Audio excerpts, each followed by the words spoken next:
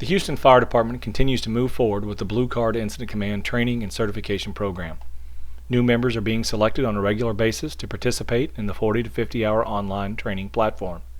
The process concludes with each member participating in a 3-day certification lab at the Val Yonke Training Facility.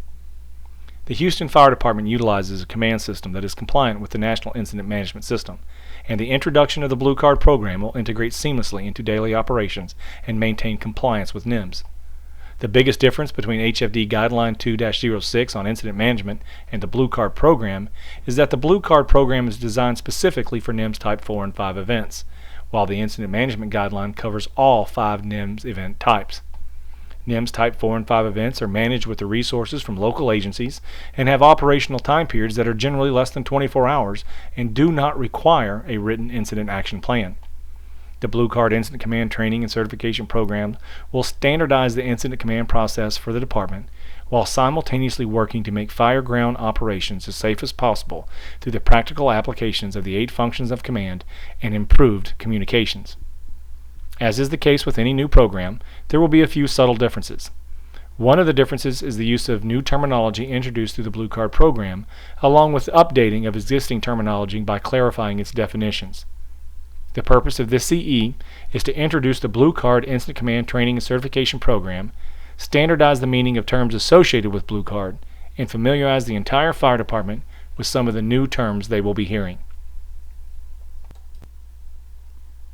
The entire Blue Card IC training and certification program is based on the textbook Fire Command written by Alan Brunacini. The first edition of Fire Command was released in 1985. It was updated with the second edition in 2001. The command function overview goes over the main points of the online training modules and will work to refresh the memories of the students prior to simulating. This is especially important for students who have had a long gap between finishing the online program and getting into a certification lab. It is important to note that a student has 1 year from completing the online training program to get certified. If 1 year has passed since the completing of the online training, a student will have to redo the 40 to 50 hour online training module prior to entering a certification lab. The 8 functions of command provide the incident commander with a standard, predictable, sane, and lucid job description. Command procedures give the incident commander responsibility for overall incident results, along with the organizational authority putting all the incident responders to work in the same common set of tactical objectives. In order for this basic incident management game plan to be effective, all responders must follow an agreed upon, written down in guideline form, practice set of command procedures prior to the event. This is particularly crucial in view of the quick, fast-moving, dangerous incident conditions where the system will be applied. The incident command system must be applied to every incident. The ongoing, everyday, every event use of the system makes it a regular, habitual way of managing all emergency responses. We will review the 8 functions of command, looking at issues regarding to deployment, the assumption, confirmation, and positioning of command, situation evaluation, determining strategy and creating an incident action plan, fireground communications, the organization, reviewing, evaluating, and revising our incident action plans, and the continued support and termination of the command process. The system we use must match the work we perform.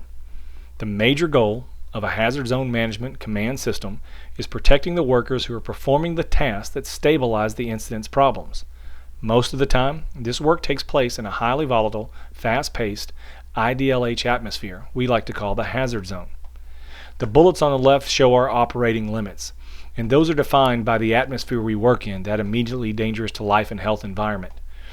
The PPE rating that we have from our gear that allows us to make access into these hazard zones. The respiratory protection offered from our SCBAs. The operational time periods that we have to do work in the hazard zone based on how much air we consume while doing our jobs. And the operational area for which we make work, which is the hot zone. The important things that we have on the right side are the elements that we need in place to protect our workers for an extended hazard zone operations. It is important that we have a strategic command in place for the first 6 to 7 minutes of that event. That can be upgraded to a tactical supervision at around 7 to 10 minutes, with the possible formation of a fully formed command team within 15 to 20 minutes. It is critical when we look at fireground operations and we look at NIOS reports and line of duty death reports that first 10 minutes on the fireground is the most critical, and setting up a command system on the front end of the operations will make the back end operations much smoother and safer. Standard outcomes. The incident commander must always match standard conditions to standard actions for a standard outcome. We are called to solve a physical problem, and we usually create an action-based solution to that problem. Action feels good, but delaying our actions to ensure professional evaluation will enhance fireground operations and improve firefighter safety. The initial size-up produces information that becomes the basis for our strategy and incident action plan. Investing a small amount of time evaluating the critical factors on the front end is extremely important to both beginning and ongoing command and operational success. Current, accurate, and relevant information obtained by the incident commander at the front end of the event will generally provide the foundation for effective operations. This systematic evaluation process consistently produces a standard, safe, and well-managed incident outcomes. Standard conditions are represented by the 8 critical fireground factors. Standard actions are represented by departmental SOPs and guidelines. Standard outcomes will be the results of applying our standard conditions to a standard set of actions. As the Houston Fire Department rolls out the Blue Card program, it is imperative that we get everyone on the same page. The following represents a list of new or possibly redefined terms that are commonly associated with the Blue Card training program. The foundation of any IMS system is staging. Staging procedures create a safe and standard operational beginning. If workers begin to assign themselves to a place or function unknown to the IC, they make themselves unaccounted for freelancers, and eventually, sooner or later, will become out of balance with the IC's overall incident action plan. The essence of incident control is the ability of every boss to create, manage, and if necessary, move the position and function of the resources he or she is responsible for. So the definition of staging is this. Staging is the act of positioning the apparatus around an event that enables the incident commander to deploy the assigned resources as needed to address the critical fireground factors. Of course, the first engine, ladder, and district chief can all respond directly to the incident. Everyone else should level 1 stage. Refer to HFD Guideline 2-06 on incident management for more information on staging. To clarify level 1 staging is this. Units respond in their direction of travel, they stay uncommitted, and they stay approximately 1 to 2 blocks from the scene. Apparatus shouldn't pass their last tactical objective when staging. For example, engines should not pass the last hydrant, and ladders should not pass the last access point. Level 1 staging is in effect with the delivery of an initial radio report. We use level 2 staging for resources that are dispatched to an incident beyond the first alarm assignment. Level 2 companies respond to a formal staging area designated by incident command. The staging area should be close enough to allow quick response, but far enough away so as not to interfere with the event operations. The staging area will be supervised by a staging officer and will be dispatched on a separate radio channel. The 3-deep deployment model. The 3-deep deployment model provides command with a staffing solution that allows for an uninterrupted work cycle with each attack position. This deployment model enhances the incident organization and hazard zone communications by ensuring that there are enough resources in 1, the hazard zone, 2, on deck, and 3, in staging to address all the critical fireground factors. This graphic is an example of the 3-deep deployment model. As you can see in the graphic, there are 3 companies working inside the hot zone. There are 2 companies on deck, and there are 6 companies in level 2 staging. An incident commander should make sure there are enough resources in all 3 levels of the 3-deep deployment model in order to address the critical fireground factors. On deck. On deck is an integral part of the 3 deep deployment model that places resources adjacent to attack positions but outside of the hazard zone. The primary role of the initial on deck company is as a rapid intervention team. On deck assignments are given to companies in a forward staging area that can be rapidly deployed to relieve existing crews, reinforce an attack position, or to cover another attack position in a specific division. So basically, what is on deck? On deck is just another word for forward staging. Once an IC is deployed, all the resources needed for each division, the IC should consider putting companies on deck as forward staging, as a ready reserve for the crews that are working inside. Tactical reserve. A tactical reserve is the most critical piece of the 3 deep deployment model. Incident commanders must have enough resources to address all the critical fireground factors, reinforce attack positions through on-deck assignments, and maintain a reserve in staging to safely manage the incident. One of the new terms for HFD associated with Blue Card is recycle. Recycling is a timely and efficient means of air replacement and rehydration. Recycling occurs outside the hazard zone in the division the company is assigned. Members that have exited the hazard area prior to the low air alarm sounding are eligible to recycle. Rehab or rehabilitation is not a new term for HFD, but the difference between rehab and recycle needs to be clarified. Rehab is the function and location for medical evaluation and treatment, food and fluid replenishment, and relief from extreme climatic conditions for emergency responders based on the circumstances of the incident. Members that fail to exit the hazard area prior to the low air alarm sounding should report directly to Rehab. Additional information on Rehab can be found in HFD Guideline 2-17. Air management. We're going to be hearing a lot more about air management in the near future. Air management was created by NFPA 1404, the standard for fire service respirator protection training.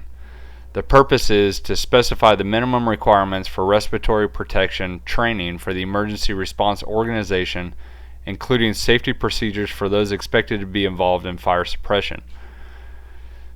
Individual air management programs should include the following directives. Individuals shall exit from an IDLH atmosphere before consumption of reserve air supply begins.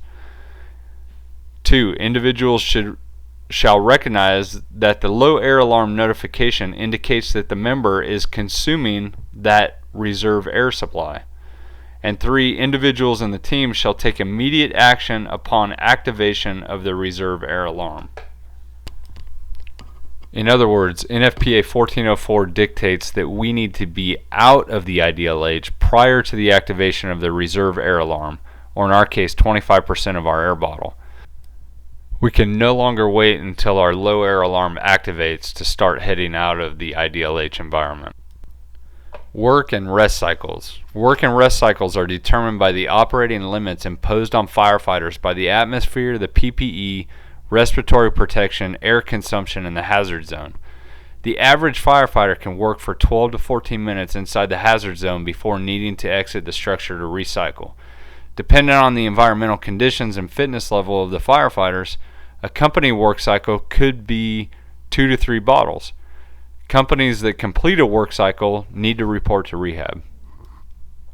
Strategic decision-making model.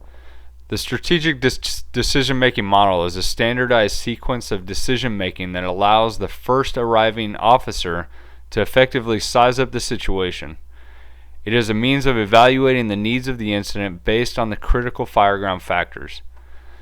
The strategic decision-making model provides incident commanders with the tools needed to continually evaluate the strategic, tactical, and task-level needs of the operation while effectively mitigating the hazards and keeping firefighters safe.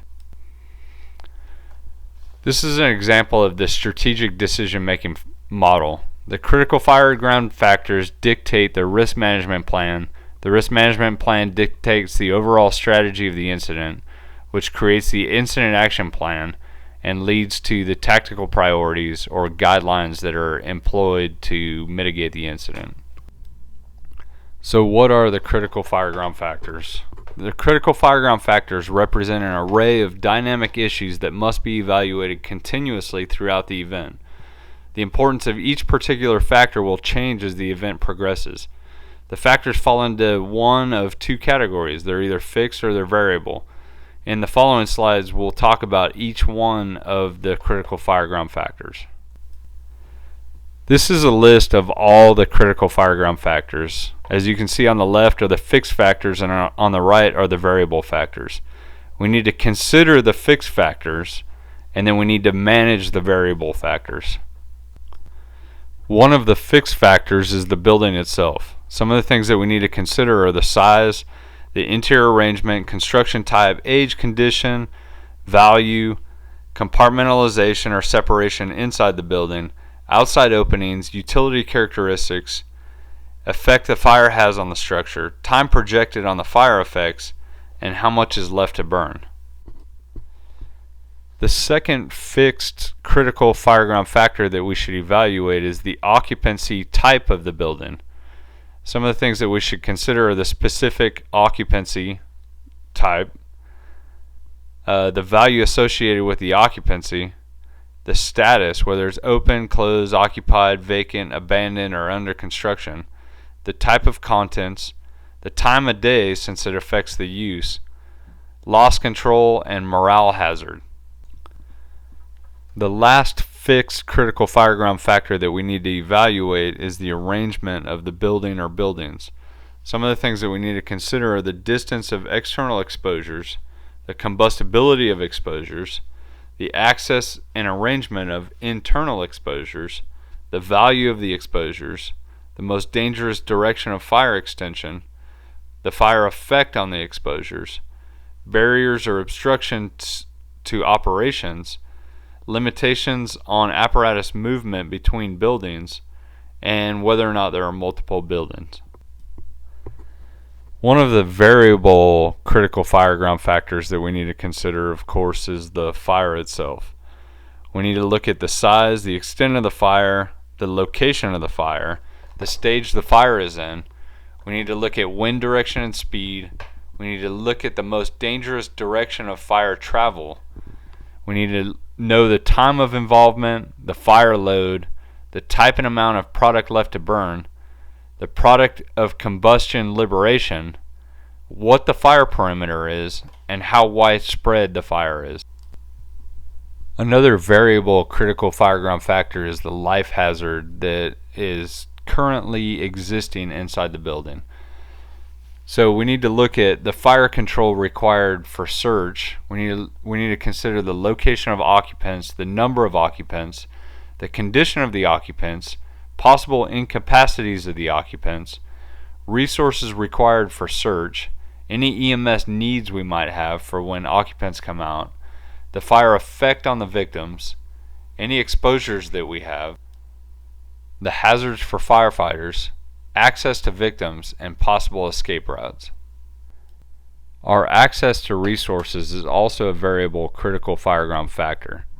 We need to consider staffing and equipment on scene, staffing and equipment responding, staffing and equipment available, the estimated time of response, the condition of responders, the capability of personnel, the capability of command staff, hydrants and water location, and built-in protective systems.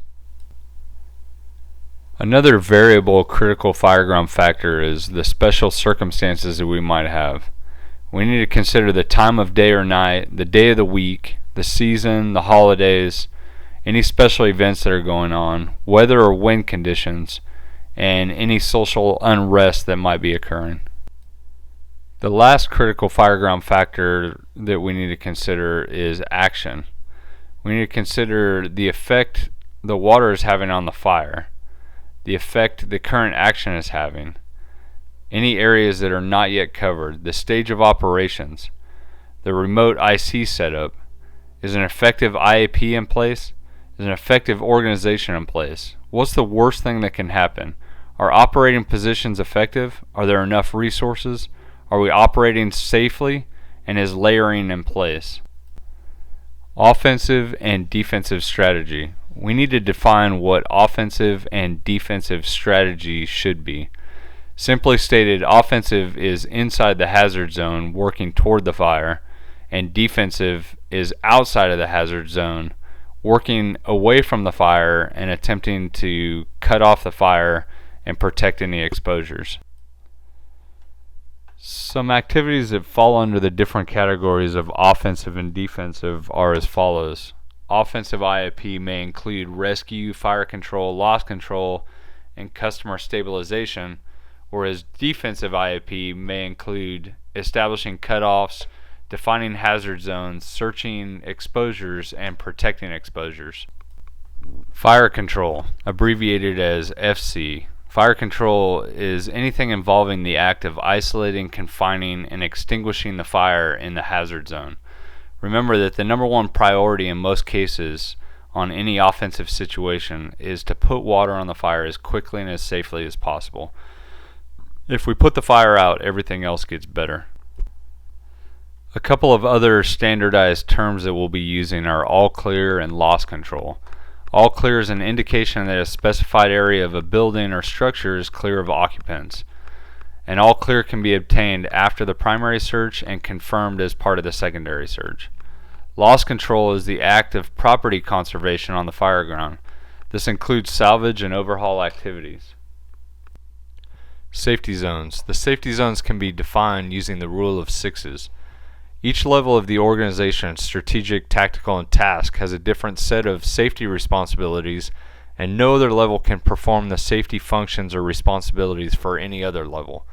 For example, at the task level, each firefighter is responsible for his own personal safety, which is approximately a 6-foot safety zone.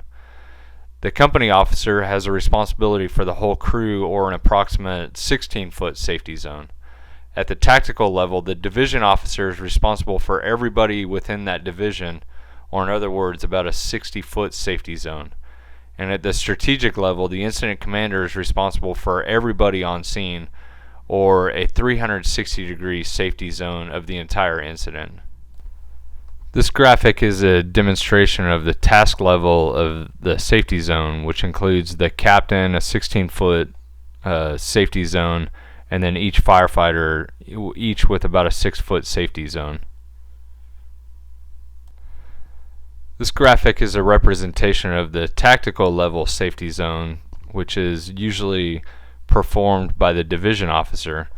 In this case, the safety zone includes the division officer and the ICT, and then all the companies working inside of that division, which is approximately 60-foot coverage. And finally, at the strategic level, the area of responsibility includes 360 degrees of the entire incident. This job at the strategic level is usually performed by an incident safety officer. The order model outlines the communication steps we follow to ensure messages are always received and understood despite the rushed or confusing or dangerous conditions we typically face during fireground operations. The order model also standardizes how the incident's participants will exchange two-way radio communications. The following is an outline of how the order model should work on the fireground. First, the sender contacts the receiver. Second, the receiver indicates readiness to receive the message. Third, the sender transmits the message or order over the radio. Fourth, the receiver states the message in paraphrasing format to confirm understanding of the message. And finally, the sender corrects any misunderstandings. Once the communication loop is open with the use of the order model, it's important to close the communication loop in order to free up radio traffic. The following is an example of the order model in use. First, the sender calls the other company. Main Street Command calling Engine 1. Engine 1, go ahead command. Engine 1, I need you to stretch a hand line to the Charlie side to reset the fire in the Charlie Delta corner. Engine 1 receives, stretch a hand line to Charlie Delta corner to reset the fire. There are 6 basic types of radio transmissions on a hazard zone. The first is the initial radio reporting. Second is the follow-up report. Third is assigning units to operating positions or functions. Fourth is command transfers. Fifth is CAN reporting, which stands for conditions, actions, and needs. And finally, strategic shifts, when we're switching from offensive to defensive strategy or switching back the other way.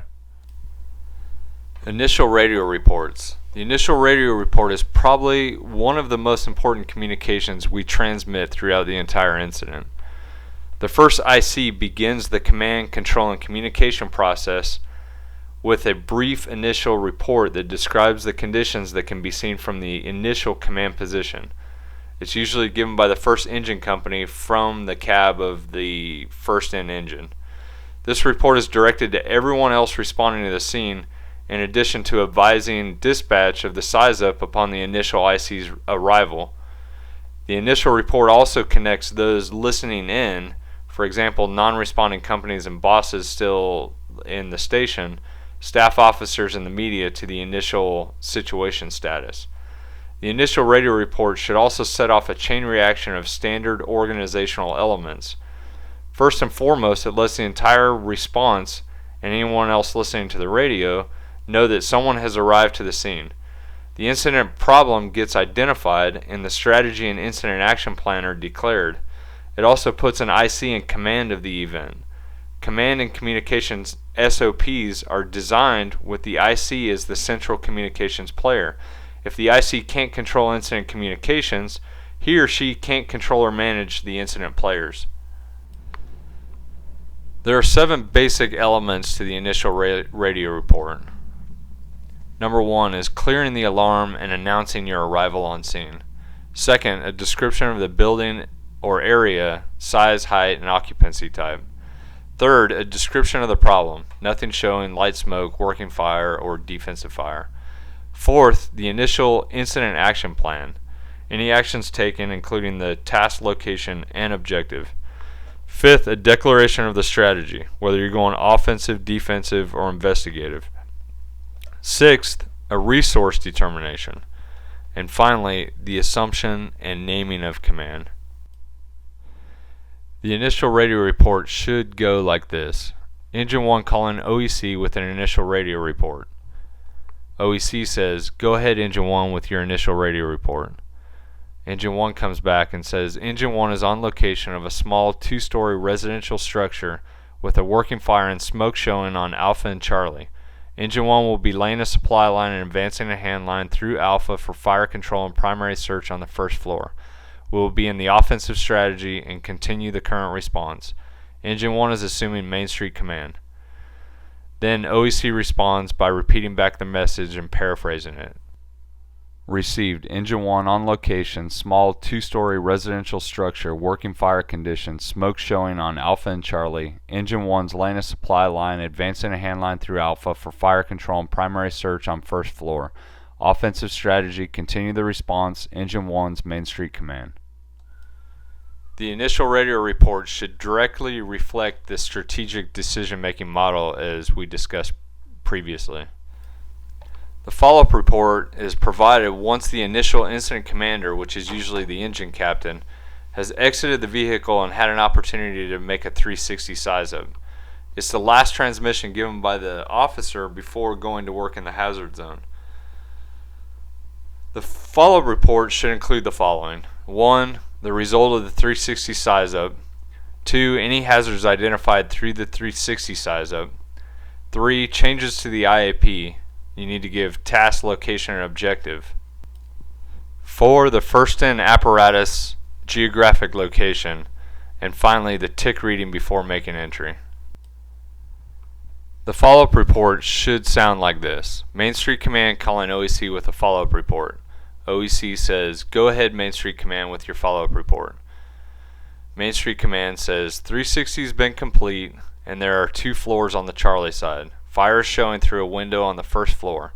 We're redeploying a hand line to Charlie to reset the fire. We're continuing the offensive strategy and Engine 1 is on the Alpha side. No tick reading. OEC responds by saying, received Main Street Command 360 complete, 2 floors on Charlie, redeploying handline to Charlie to reset, continuing offensive strategy, and engine 1 is alpha, no tick reading. Accountability location. The accountability location is the geographic identifier for the event. Announcing that engine 1 is on the alpha side establishes the orientation of the structure based on the location of the first-in apparatus. For most incidents, the accountability location will be the addressed side of the structure. Going back to the initial radio report, one of the aspects of the initial radio report is the building description. The building description falls into 3 basic categories. First, the size, second, the height, and third, the occupancy type. An example of this would be, I have a medium-sized 1-story commercial occupancy. Another element of the initial radio report is the size of the structure. Size of the structure should be defined by a standard unit of measure, not the occupancy type. The standard unit of measure in Blue Card is the 200-foot crosslay. We have small, medium, large, and huge, gigantic, or mega-sized buildings. In the next few slides, we'll talk about how to define the size of the structure. If an apparatus is spotted about 30 feet away from the front of a building, the maximum depth that a 200-foot crosslay could go into a building is about 150 to 175 feet. So the way that we define the structure is we ask, what percentage of an area can a 200-foot handline access? If a 200-foot handline can access the entire structure, then the structure is considered to be a small structure. Examples of this would be most residential structures and small warehouses. If a 200-foot handline can reach approximately 75% of the structure, it's considered to be a medium-sized structure. Examples of this would be larger warehouses, apartment buildings, or strip centers. A large structure is one in which a 200-foot handline can cover approximately 15% of the fire area. An example of this would be a large warehouse or a large store. And finally, a megastructure is a structure in which a 200-foot handline can only cover approximately 25% of the fire area or less. An example of this would be a big box store or a very large warehouse. Another way of defining the building description is the height of the building. Use the number of stories to describe the above grade height of the structure. Use the number of sublevels, basements, or parking garages to describe the depth below grade of a structure. Another part of the initial radio report is a description of the problem. One of the possibilities is to say that there is light smoke showing. Remember that there's 4 key attributes of smoke, which are volume, velocity, color, and density. Light smoke has small volume with little to no push from fire conditions. It's lighter in color and lacks significant density. The presence of light smoke might require the deployment of a pump can or extinguisher along with the utilization of resources from a single company for fire control. A working fire condition is pretty much anything beyond light smoke. A working fire condition requires the deployment of a handline and utilization of resources on scene for fire control. Defensive fire conditions exist when the volume of fire exceeds the resources assigned to the event, or is indicated by the risk management plan, which states, we will not risk our lives at all for what is already lost, neither people or property. Reinforcing interior attack lines more than once should be a red flag to us and an indication that maybe we should go defensive. One of the basic forms of communication on the fire ground is the progress report or CAN report. A CAN report includes conditions, actions, and needs. Regardless of the type of communication, all members must maintain radio discipline. Incident commanders must be able to control the radio traffic on the tactical channel, or they will not be able to control the overall incident. The following will help members maintain radio discipline when assigned to an incident. First, know what you're going to say before pressing the push to talk. Second, only communicate information that pertains to tactical priorities or firefighter safety. Third, allow communication loops to close before pressing the push to talk. Fourth, let the incident commander be the one to contact you. Fifth, end every CAN report with a needs assessment. This also includes your air supply. And sixth, eliminate good news reporting unless requested by the IC. For example, all clears, PARs, etc. are all good news reporting. There are 4 basic types of radio communication between the incident commander and companies on scene. They include routine traffic, roof reports, status changes, priority traffic, and emergency traffic. First, routine traffic is the most common form of communication that takes place on the fire ground.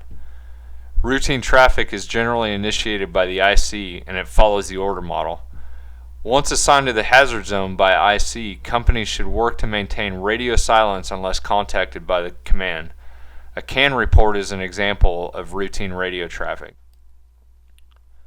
Roof reports are used to provide an assessment or a size-up of the roof to command and companies working inside the structure.